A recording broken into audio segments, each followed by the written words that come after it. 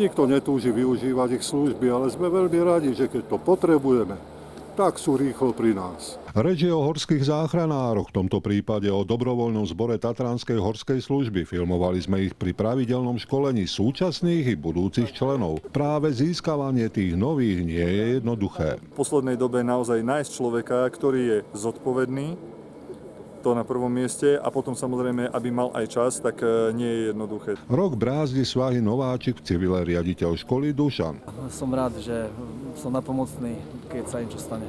V tejto búdke sa učil teóriu nový adept, úrazový chirurg, žijúci a pracujúci viac ako 20 rokov v Nemecku. Plánuje sa vrátiť a chce byť záchranárom.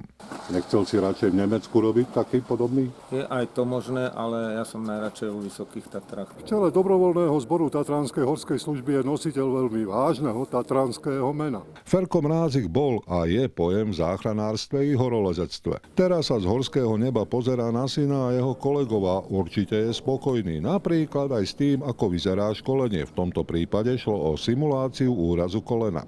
Neboli? Keď ju takto dáš, proste to dievča ti nechce ísť s tými sánkami, plače, kričí nie od bolesti, ale od klaustrofóbie. Máte klaustrofóbiu?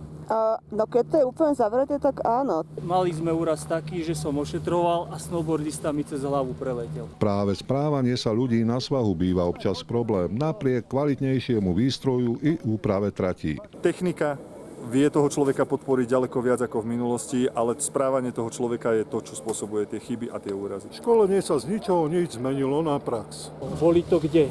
Tuto vyššie, alebo Žiadne krvácanie. Je na zvracanie, áno. Ako poviete na ich prístup?